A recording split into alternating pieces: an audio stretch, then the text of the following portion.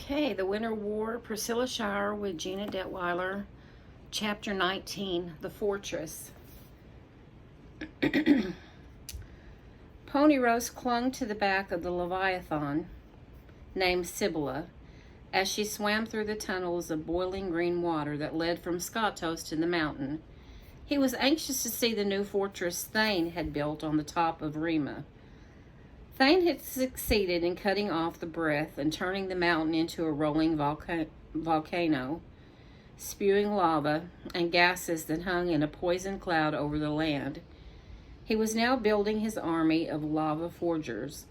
Once the army was at full strength, they would be ready for a full-scale invasion of Ahoritos. They would take over every inch of Ruach's territory, even the cave itself. This would be Ponyrose's crowning achievement, to defeat Ruach and his band of prince warriors once and for all. Sibylla surfaced in the large green boiling pool. She shook the water from her gills and pulled herself up to the ledge, her two short flippers growing into long tapered arms. With Ponyrose still clinging to her back, she began to crawl steadily through the tunnel, which wound upward in a spiral, deep into the heart of the mountain, and eventually emptied into a steam vent close to the crater. From there, Sibylla carried her master up to the rim of the crater. The fortress, a mammoth pyramid of sleek black obsidian, rose up from the crater into the clouds. It sat on a foundation of steep ramparts and ledges, surrounded by a moat of churning, fiery lava. Hundreds of lava forgers, huge, lumpy creatures with hard rock shells and molten cores, were on the ledges, busily building giant catapults that could hurl fireballs of lava down the mountain. Sibylla crawled along the rim of the crater until she came to a bridge that led over the moat to the bottom of the ramparts. The bridge was made of obsidian, black and smooth as a newly paved highway. She slithered across the bridge and up the rocky slope as the lava forgers stopped their work to bow to their master. Thane was there in the entrance to greet Ponyrose when he arrived. The Prince of Skatos slid from the Leviathan's back, observing the activity around him. He looked more human than the last time Thane had seen him, although he had 3 sets of long, pulpy arms and a thick tail.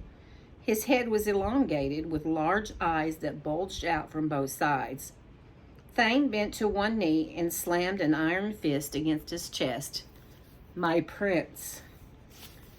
2 lava forgers stood on either side of Thane. They also bent low and grunted, for they could not speak. "Welcome to your new stronghold," said Thane.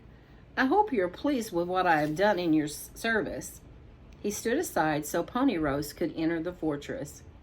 Ponyrose moved slowly into the pyramid, his long limbs gliding over the obsidian floor. It was clear he wasn't used to moving on solid ground, having recently spent so much time underwater. He stopped at a huge pit of lava in the center of the vast room. The crusty black surface rumbled softly, revealing orange veins of molten lava underneath. The floor all around the pit was littered with bones. 3 tall skeletal figures in red robes tended the pit, stirring the lava with long white bones. They turned to Ponyrose as he approached, and they bowed deeply. "Ah, Weaver," Ponyrose said to one of them, "what are you brewing?" The weaver didn't speak, but picked up a few bones from the floor and tossed them into the pit. The lava rolled and rumbled as the 3 weavers continued to stir. It clung to the bones, building up a thick coating. The bones began to move on their own, drawing together as the lava formed legs, arms, a head, and a torso all around the bones. A huge lumpy figure rose up from the pit and stepped out onto the floor, its outer shell instantly hardening into rock. But the fire still glowed from its eyes. A lava forger. Thane made a gesture with one arm, and the lava forger began to move. lumbering out of the ramparts to join the others. "The bone breakers gather the bones," Thane said. "They are scattered all over Skatos." "Prince Warrior bones?" Ponyrose asked. "Oh, no," said Thane. "These are mostly the bones of escaped prisoners who never made it over the bridge, and dragon bones. We haven't yet been able to get any Prince Warrior bones, but in time we will. We'll have more than we could wish for." "Yes, in time." Ponyrose let out a long, satisfied hiss. He continued his tour until he reached a black stone staircase that led to a massive throne made of sharpened spikes of obsidian. On either side of the throne, two enormous bone breakers sat on perches. Ponyrose paused to admire the fierce-looking birds with their thick, strong beaks, sharp talons, and ruffles of white feathers rimmed in red, as if they had been dipped in blood. Their eyes were perfectly round, concentric circles of red, white, and black that watched his every move. Ponyrose glided up the steps and sat on the throne. His arms slid over the sides and dribbled down the steps. "You are certain the Prince Warriors cannot destroy this fortress?" "I am certain. They will not get to the top of the mountain, even if they tried. They will not get past the forgers or the catapults.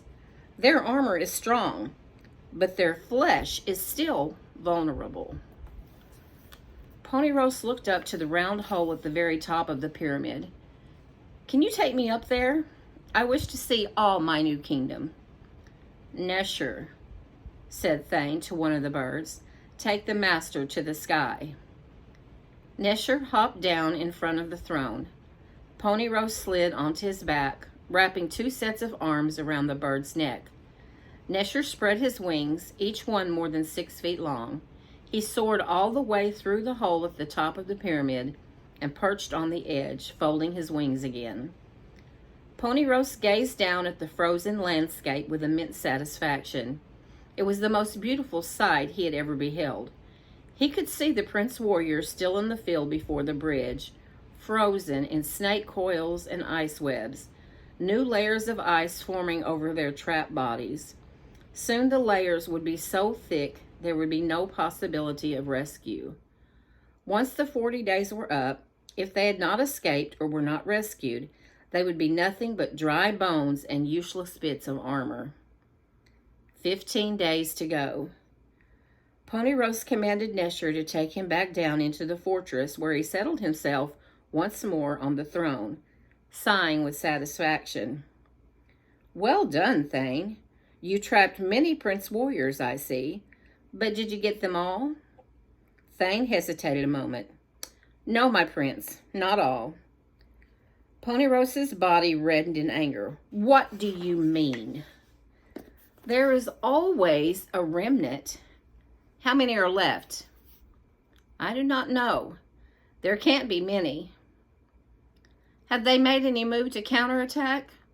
"No, my prince. We have seen no movement. There was one group of spies that found passage into the mountain, but they were repelled easily by one of the Leviathans. They will surely be too afraid to enter there again." "Repelled?" Ponyrose turned to Sibylla. "Why were they not killed?" he demanded. Sibylla bowed her head. "They were clever," she said. "They slipped away. It will not happen again." "See that it doesn't." Ponyrose seemed satisfied, but he was still quite uneasy. He did not want to be outmaneuvered by the warriors again. "I must know what their plans are. Thane, you must go into the cave and see what that pest Ruach is up to." "I cannot go into the cave. It is sealed. You know that, my prince. But I have sent Nesher to search for the Prince Warriors and to spy on Ruach. He saw something quite interesting in the Garden of Red." "Well," said Ponyrose, sitting up straighter, "what did he see?" "He spotted 3 Prince Warriors with Ruach." "Ah, excellent. What were they doing? Discussing battle plans?" "No," said Thane. "They said nothing of a battle. Ruach simply gave them gifts."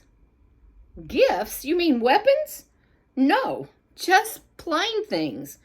A rock, a root, a flower bulb. That is utter nonsense.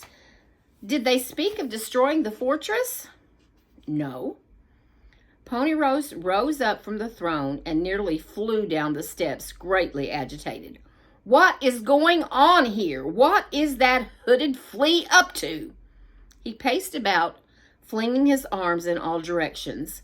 He was disturbed by the gifts, which seemed so useless as to be truly frightening. But this was how Ruach worked. He used not the mighty, not the most powerful and impressive, but the smallest, the most insignificant.